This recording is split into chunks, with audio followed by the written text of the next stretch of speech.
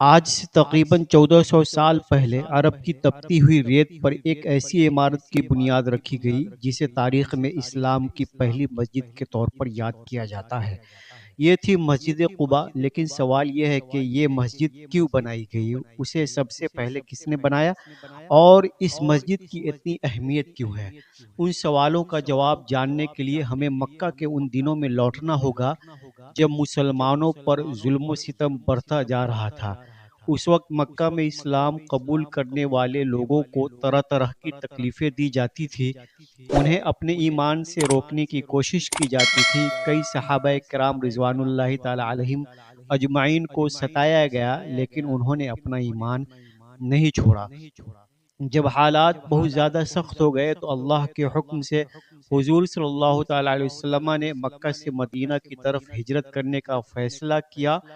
یہ سفر آسان نہیں تھا، دشمن ہر جگہ تلاش کر رہے تھے، لیکن اللہ کی حفاظت سے نبی کریم صلی اللہ علیہ وسلم اپنے ساتھی حضرت ابو بکر صدیق رضی اللہ تعالی عنہ کے ساتھ محفوظ طریقے سے آگے بڑھتے رہے۔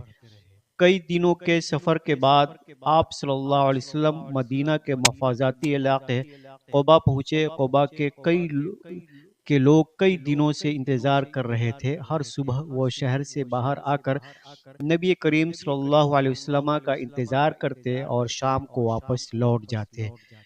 پھر ایک دن وہ مبارک لمحہ آ گیا جب لوگوں نے دیکھا کہ اللہ کے رسول صلی اللہ علیہ وسلم تشریف لا رہے ہیں، تو وہ پورے علاقے میں خوشی کی لہر دوڑ گئی۔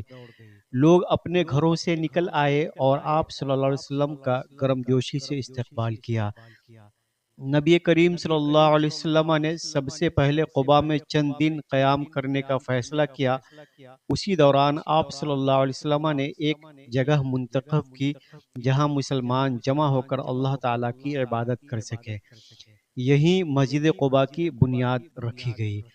تاریخ کے مطابق نبی کریم صلی اللہ علیہ وسلم نے خود اس مسجد کی تعمیر میں حصہ لیا۔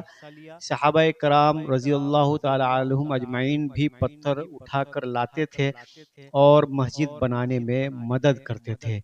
یہ صرف ایک عمارت نہیں تھی بلکہ مسلمانوں کی وحدت، بھائی چارے اور عبادت کا مرکز بن رہی تھی۔ مسجد بہت سادہ تھی، دیواریں عام پتھروں اور مٹی سے بنی تھی، چھت کھجور کے تنوں اور پتوں سے تیار کی گئی تھی، لیکن اس کی اہمیت کسی محل سے کہیں زیادہ تھی۔ یہیں سے مسلمانوں نے جماعت کے ساتھ نماز ادا کرنا شروع کی۔ یہ لوگ ایک دوسرے سے ملتے، دین سیکھتے اور بھائی چارے کو مضبوط کرتے۔ بعد میں جب نبی کریم صلی اللہ تعالی علیہ وسلم مدینہ تشریف لے گئے تو مسجد نبوی کی تعمیر بھی ہوئی، لیکن تاریخ میں مسجد قباء کو اسلام کی پہلی مسجد مانا جاتا ہے۔ قرآن مجید میں بھی ایک ایسی جگہ مسجد کا ذکر ملتا ہے جس کی بنیاد تقوی یعنی اللہ تعالیٰ کے خوف اور نیک نیتی پر رکھی گئی۔ بہت سے اسلامی علماء، مفسرین کرام اسے مسجد قباء سے جوڑتے ہیں۔ آج بھی دنیا بھر سے لاکھوں مسلمان مدینہ منورہ جانے پر مسجد قباء میں نماز ادا کرنے کی کوشش کرتے ہیں۔ مستند احادیث میں اس مسجد کی فضیلت کا ذکر آتا ہے، لیکن ایک اور سوال باقی ہے۔ مسجد قباء کے بننے کے بعد مسلمان روزانہ 5 وقت کی نماز کے لیے وہاں جمع ہونے لگے، لیکن ایک مسئلہ تھا، لوگوں کو نماز کا وقت کیسے بتایا جائے؟ صحابہ کرام رضوان اللہ تعالی علیہم اجمعین آپس میں مشورہ کرنے لگے۔ کسی نے کہا کہ گھنٹی بجائی جائے، کسی نے کہا کہ بگل بجایا جائے، لیکن اللہ کے رسول صلی اللہ تعالی علیہ وسلم نے ان تجاویز کو قبول نہیں فرمایا، کیونکہ آپ صلی اللہ علیہ وسلم نہیں چاہتے تھے کہ مسلمان دوسرے مذاہب کی عبادت کے طریقوں کی نقل کریں۔ پھر ایک دن ایک صحابی حضرت عبداللہ بن زید رضی اللہ تعالی عنہ نے ایک خواب دیکھا۔ انہوں نے دیکھا کہ ایک شخص انہیں ایسے الفاظ سکھا رہا ہے جن کے ذریعے لوگوں کو نماز کے لیے بلایا جا سکتا ہے۔ صبح ہوتے ہی وہ اللہ کے رسول اللہ صلی اللہ علیہ وسلم کی خدمت میں حاضر ہوئے اور اپنا خواب سنایا۔ نبی کریم صلی اللہ علیہ وسلم نے فرمایا کہ یہ خواب اللہ تعالی کی طرف سے سچا ہے۔ اب سوال یہ تھا کہ ان خوبصورت اور بلند الفاظ کو کون پکارے؟ نبی کریم صلی اللہ علیہ وسلم نے حضرت بلال رضی اللہ تعالی عنہ کو بلایا۔ ان کی آواز بلند، صاف اور مؤثر تھی۔ آپ صلی اللہ علیہ وسلم نے انہیں حکم دیا کہ وہ ان الفاظ کو لوگوں تک پہنچائے۔ تاریخ میں حضرت بلال رضی اللہ تعالیٰ عنہ کو اسلام کا پہلا مؤذن مانا جاتا ہے۔ جب انہوں نے پہلی بار بلند آواز میں اذان دی تو ارد گرد کے لوگ رک گئے۔ انہوں نے پہلی مرتبہ اللہ کی عبادت کی طرف بلانے والی وہ پکار سنی جو آگے چل کر پوری دنیا میں گونجنے لگی۔ اللہ اکبر، اللہ اکبر۔ یہ صرف نماز کا اعلان نہیں تھا بلکہ اسلام کی پہچان بن گیا۔ اس کے بعد مسلمان باقاعدگی سے اذان سن کر مسجد میں جمع ہونے لگے۔ مسجد قباء اور پھر مسجد نبوی دونوں مسلمانوں کے علم، عبادت اور بھائی چارے کے مراکز بن گئے۔ حضرت بلال رضی اللہ تعالیٰ عنہ کی زندگی بھی ایمان اور صبر کی عظیم مثال تھی۔ اسلام قبول کرنے کی وجہ سے انہوں نے مکہ میں سخت ترین اذیتیں برداشت کیں، لیکن اپنا ایمان نہیں چھوڑا۔ بعد میں انہیں اسلام کا پہلا مؤذن بننے کا شرف حاصل ہوا۔ آج بھی جب دنیا کے کسی بھی کونے میں اذان کی آواز سنائی دیتی ہے تو مسلمانوں کو اس تاریخی آغاز کی یاد آ جاتی ہے جب پہلی بار یہ پکار اللہ کے رسول صلی اللہ علیہ وسلم کے دور میں گونجی تھی۔ مسجد قباء آج بھی مدینہ منورہ میں موجود ہے۔ ہر سال لاکھوں مسلمان وہاں جا کر نماز ادا کرتے ہیں۔ مستند احادیث میں اس مسجد کی فضیلت کا ذکر ملتا ہے، اسی لیے یہ مسلمانوں کے لیے ایک خاص مقام رکھتی ہے۔ لیکن اس واقعے کا ایک اور دلچسپ پہلو ابھی باقی ہے۔ مسجد قباء آج کیسی دکھائی دیتی ہے؟ وقت کے ساتھ اس میں کیا کیا تبدیلی ہوئی اور آج وہاں جانے والے زائرین کیا دیکھتے ہیں؟ جب اللہ کے رسول صلی اللہ تعالی وسلم مدینہ منورہ میں قیام پذیر ہوئے تب بھی آپ صلی اللہ علیہ وسلم وقتاً فوقتاً مسجد قباء تشریف لے جاتے تھے۔